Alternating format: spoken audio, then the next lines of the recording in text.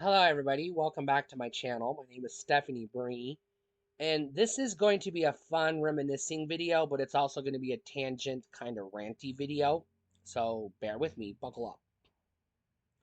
Let's get to the fun reminiscing part first. We're talking about flea markets. Back in the 80s and 90s and early 2000s, I would say up to about 2005-ish, flea markets were a nerd's heaven. This is where you wanted to go.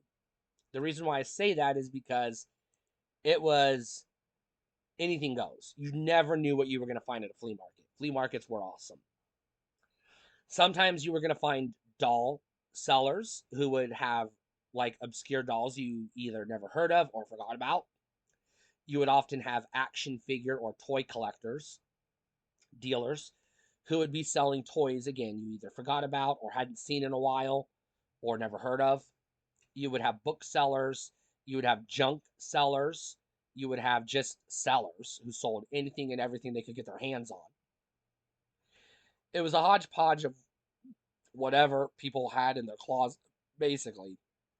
It was like a yard sale that just went on forever, and they were glorious. I remember going to flea markets regularly, like every week, once a month. We would go to the flea market because we had a local flea market once a month. I would go to yard sales every week. Every weekend, I would grab a newspaper with my parents and we would go yard sale hunting. But that's a whole separate video for another day.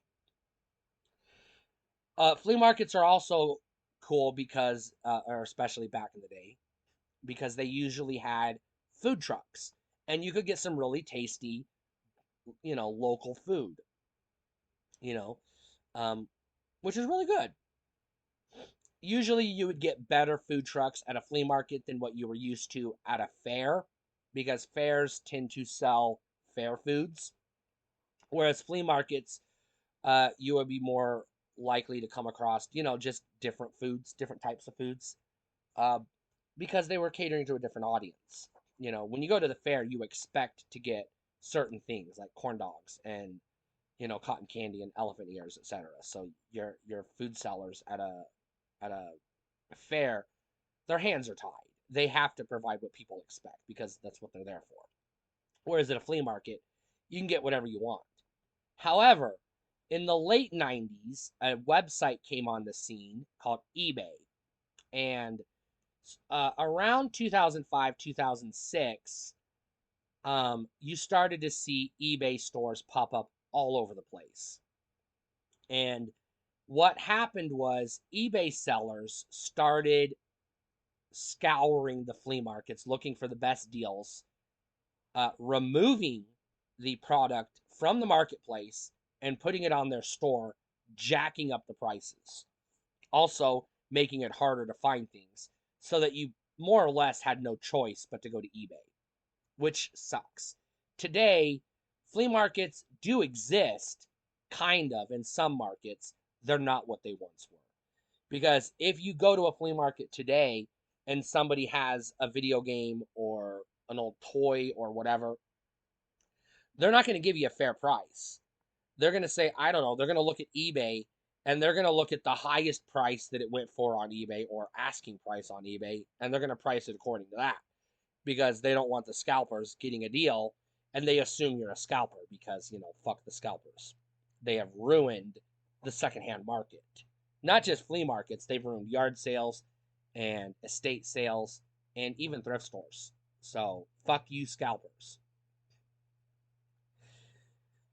Um, all resellers are scalpers. Even your local friendly neighborhood used video game store is an asshole scalper because he or she is going to get the best deal and then try to rip you off. They're gonna. That's how capitalism works. They got to buy low, sell high. That's literally how capitalism works. So flea markets today are obnoxious and just not fun. I haven't been to a flea market in over a decade because all of my last 7 or 8 experiences going to flea markets and watching YouTubers who do flea market hunting has just reminded me that flea markets are no more. They're no longer the place to go to mingle and get good deals and find treasures. You're basically there to, provide inventory to the scalpers. That's what flea markets exist for to these today. And I hate having to compete with the scalpers because they'll get up at 3 in the morning to stand in line at the flea market and scalp all the best deals and then leave you with fucking nothing. If you find a Transformers reseller at a flea market, he's got a box of Top Spin and Twin Twists, and he wants like $8 a piece for them when like the going rate is like $1.50, and you have to tell him no, those aren't worth anything. You've got 30 of them; they're not worth anything. And he's like, well, this guy sold one for $20 on eBay, so I want 8. Fuck off, Christ Almighty!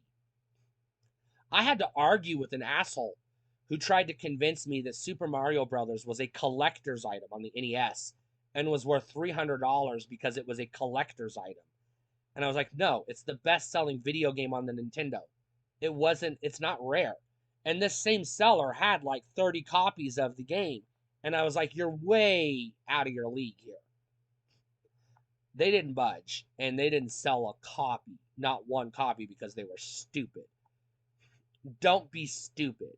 Do not look at asking price on eBay. Look at sold prices, completed sales to get an idea. But also, don't look at eBay. Just don't even look at eBay. Stay off of eBay. You're going to get what people offer you. Take it. Don't try to make a fortune off of one sale. Everybody hears that story of the guy who found a ultra rare toy at their Goodwill and sold it on eBay for thousands of dollars and got rich. But that story has been repeated so many times. One, it's an urban legend at this point. And two, it isn't going to be you. It's not going to be you. But everybody thinks it's going to be them. So, Jesus Christ, I'm so over flea markets.